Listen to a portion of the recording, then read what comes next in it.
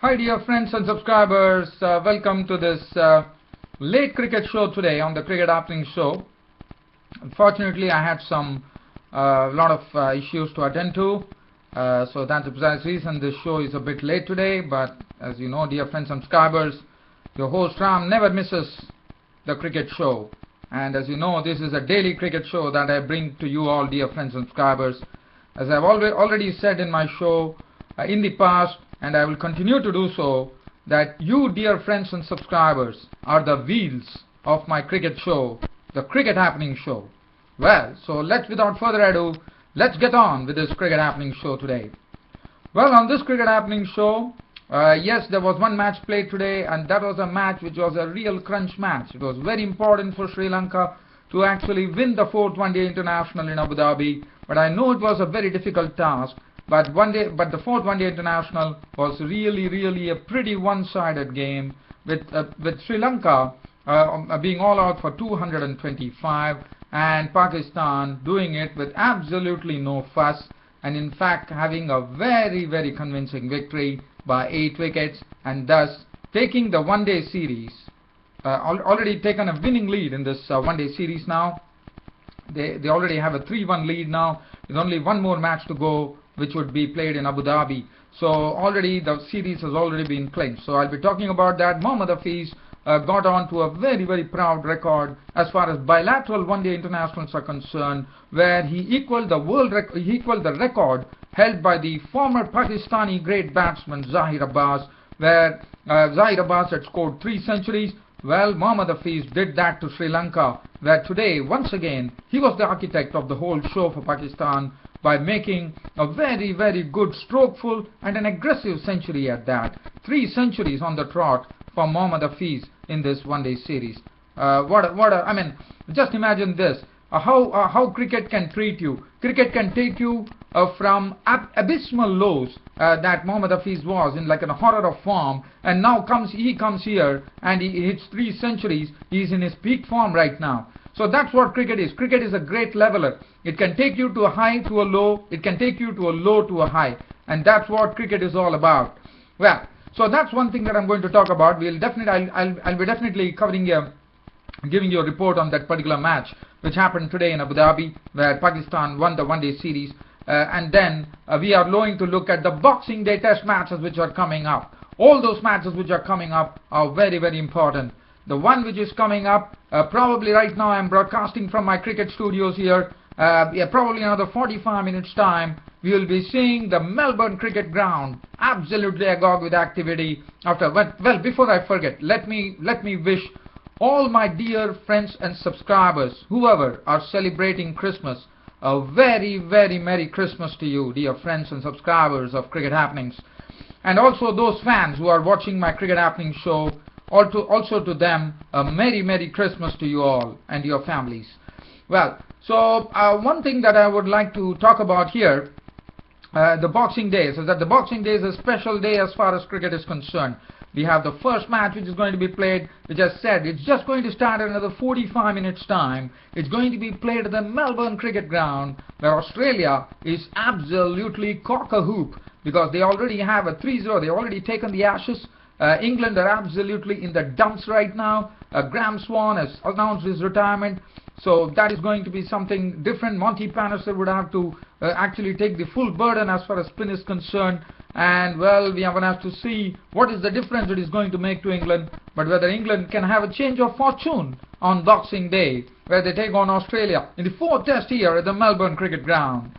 So I will be doing a brief preview on that match, which is just going to start here in 45 minutes time, as I am talking here from my cricket broadcasting studios here in Toronto, Canada. And then we will be heading towards another preview, and that is another Boxing Day, an important Boxing Day Test match coming up. And that is only one match which is going to be played in that series.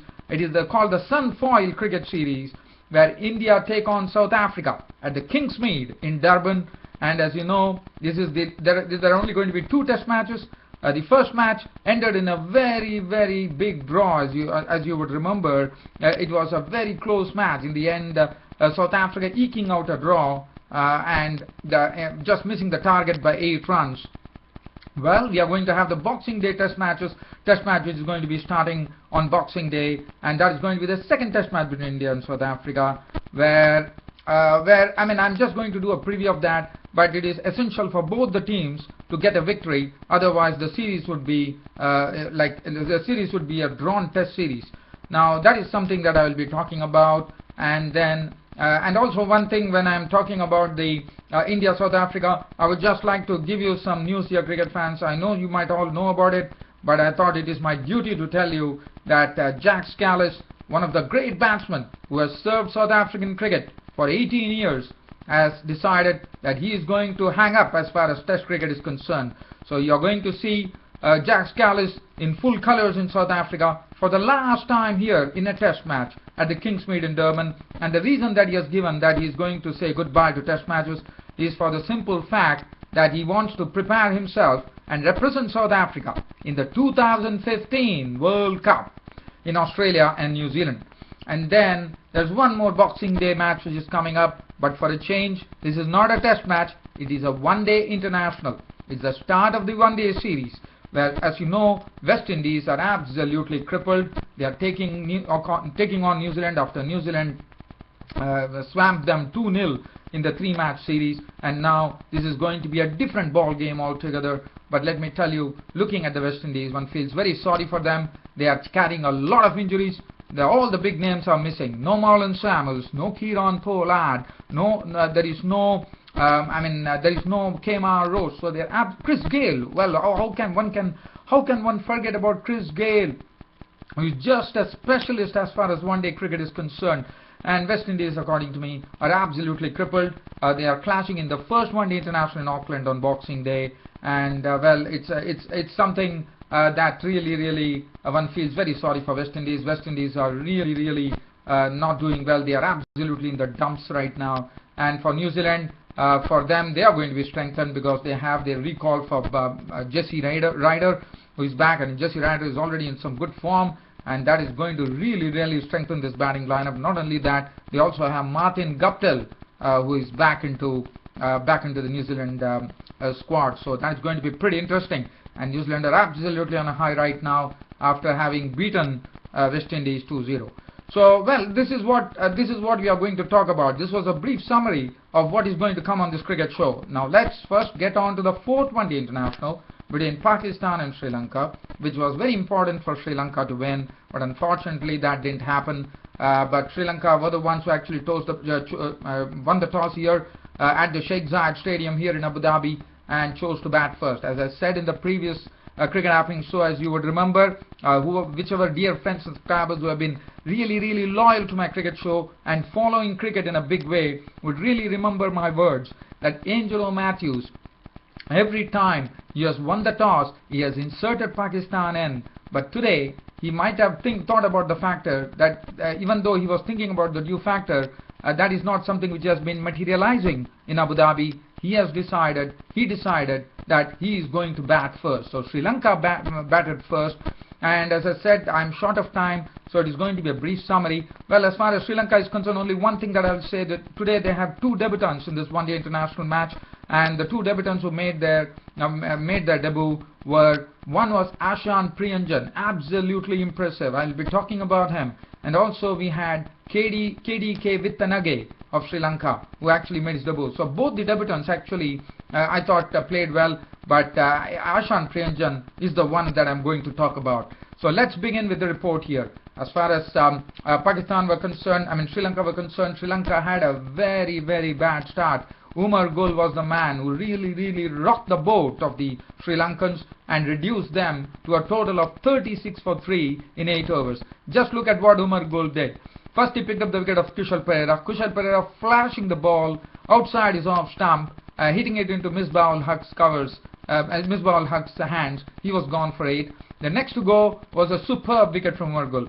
First he tested Dilshan. He actually beat him outside the off stump. The second delivery that he bowled to Dilshan was a ball which was not leaving him, but on the other hand it was singing in.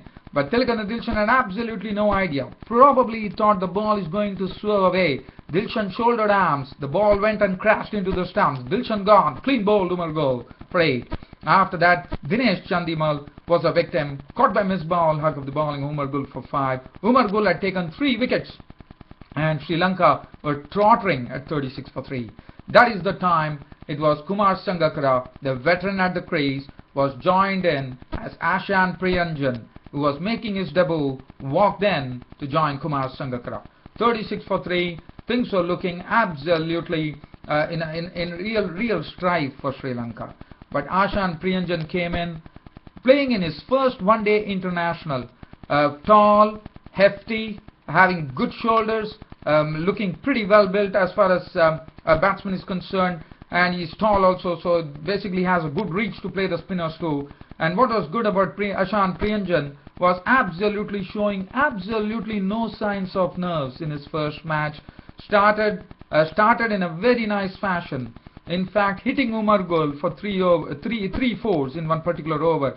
And also, let me tell you, even though Umar Gul was breathing fire, Priyanjan had the guts to actually hit Umar Gul for 3 fours.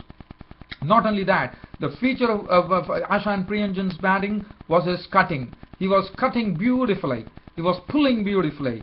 Of what one looked at Ashan Priyanjan's batting, absolutely top class, looking good quality, and I thought Sri Lanka had made a good move to include Ashan Priyanjan for his one-day international debut. On his one-day international debut, what he did is something that he would be very proud of, because that is on his first match itself, Ashan Priyanjan, making his one-day international debut here at Abu Dhabi, had gone on to a proud record where he became the Sri Lankan player to have the highest score on a one-day international debut of 74 runs of 93 deliveries with 10 boundaries. He looks to be a real talent. He loves aggression, in the sense he has no signs of nerves. He looks very confident. He looks brash. He's not afraid. He uses his feet to the spin. He also went to the extent of lofting Saeed Ajmal for a boundary by using his feet well to both the spinners Saeed Ajmal and Afridi. And at the other end, Kumar Sangakkara was slowly also gaining in confidence, and probably thinking that Ashan Priyanjan is doing the job. He was also gathering in confidence, and both of them, the partnership started blossoming. The damage was started being repaired by Ashan Priyanjan Kumar Sangakkara in a stand which was worth 89 runs before, after once Kumar Sangakkara reached the 50, there was a sort of a misunderstanding.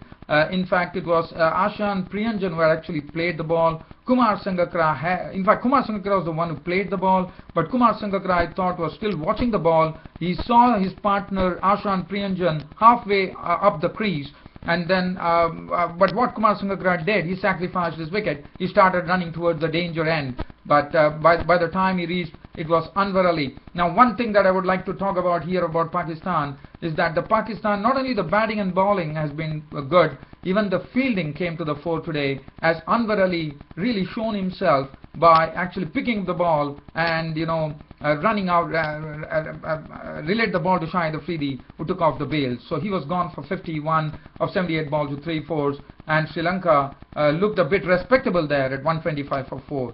But at 125 for 4, again, the problem for Sri Lanka was that the score went on to 65 with Angelo Matthews coming in, and Angelo Matthews, as you know, the captain of Sri Lanka, has been in some good form with the bat, so he continued that form that he had. And then Ashan Priyanjan, after playing a very, very good knock on his one-day international debut, the highest score by a Sri Lankan player on a one-day international debut of 74 runs of 93 balls with 10 fours. Very, very impressive knock from him. After seeing him, one only feels that he might have even booked his ticket to the T20 World Cup in Bangladesh by the way he played.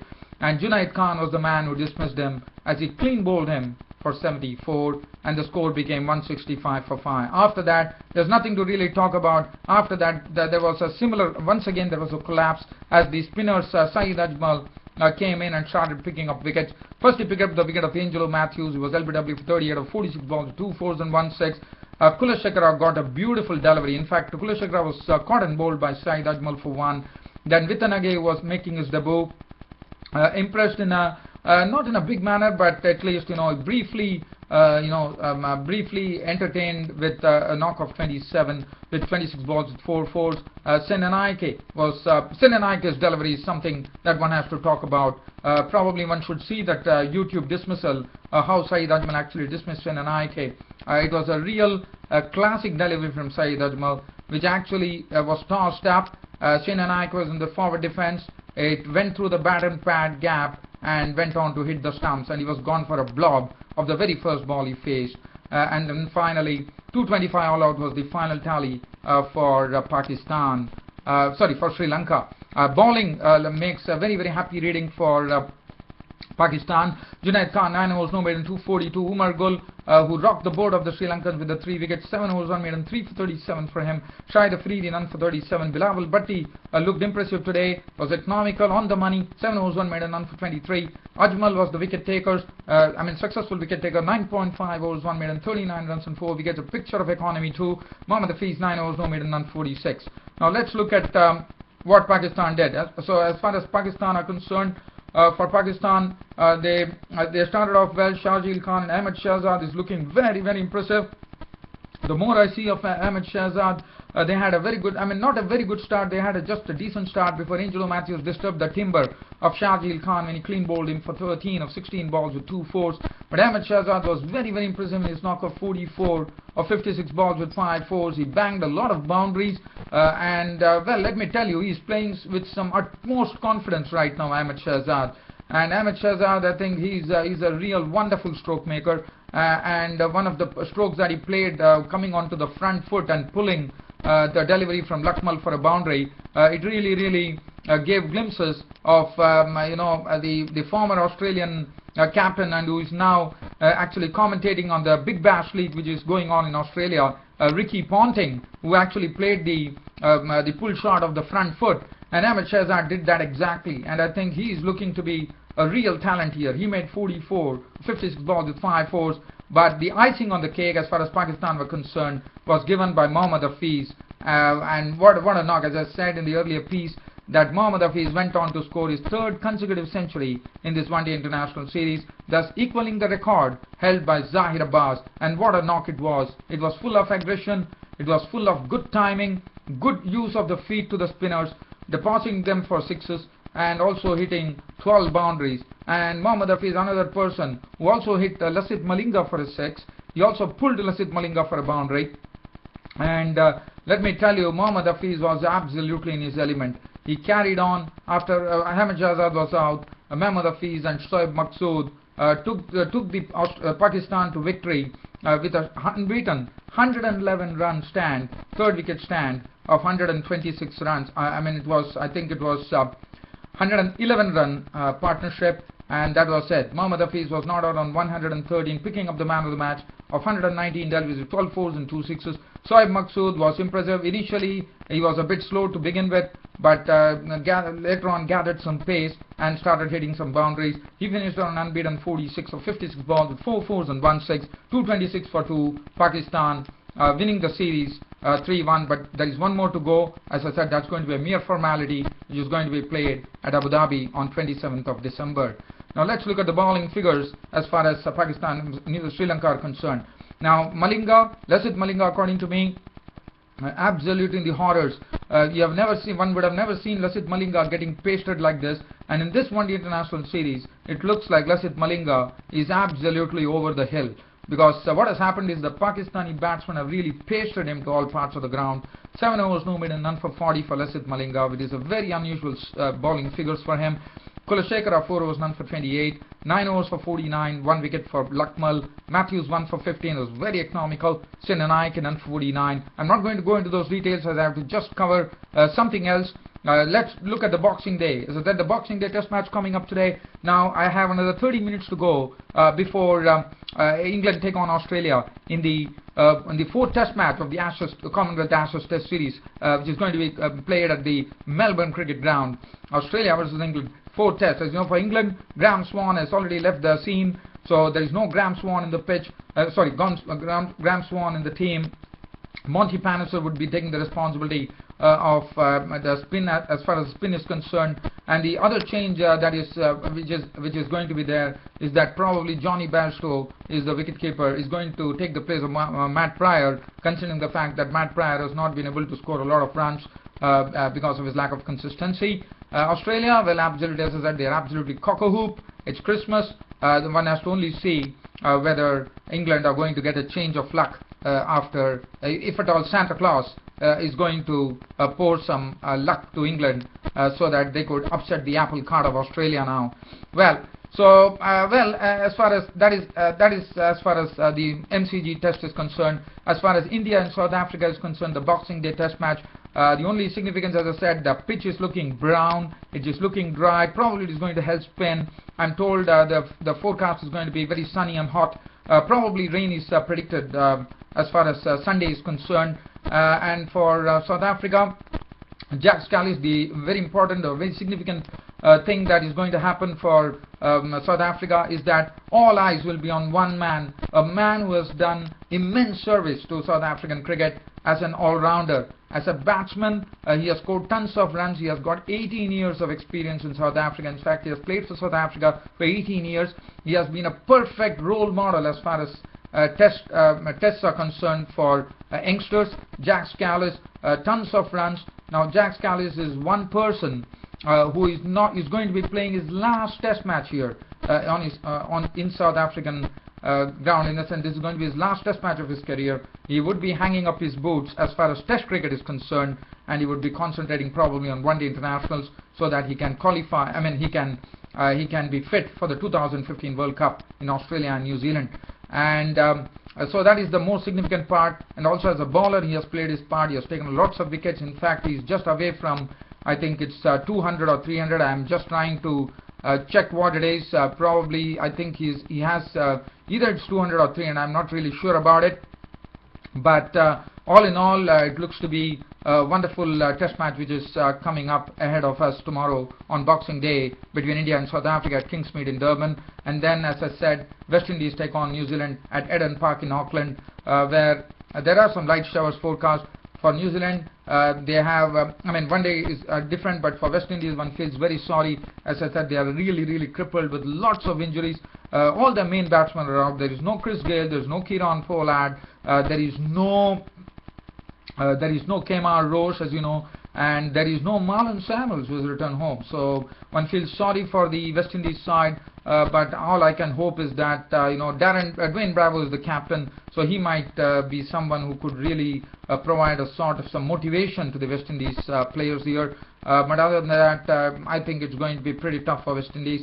New Zealand, on the other hand, are absolutely, they are absolutely on a high right now, and I'm sure they would go all guns firing. The one good thing for them, not a good thing in saying, I would say the great thing for them is that Jesse Ryder is back. Jesse Ryder is a good hitter of the ball. He's in some good form in the New Zealand domestic tourneys, and I'm sure he's going to put his best foot forward here. And Martin Guptill is back, and Martin Guptill, what a very good opening batsman he is, and he will definitely be opening with Luke Cronchi, who is a good hitter of the ball too. So I think all in all, it looks to be a very good game of cricket which is coming up. For West Indies, one would hope that there is some change of luck with Santa Claus bringing them some luck on after Christmas. But as I said, West Indies are totally crippled. They would be praying for some luck from Santa Claus there, one is all waiting. One is really waiting here. And as I said, probably another 30 minutes time, the MCG is going to be absolutely alight with England and Australia clashing here. But dear friends and subscribers, that's enough time for me on this Cricket Happening show. Sorry, dear friends and subscribers, that unfortunately on this Christmas Day, this was a late show on Cricket Happenings. But nevertheless, that's it for the present. And see you all tomorrow with all the reports, or all the cricket reports which would be there on Boxing Day. Until then, it's good night.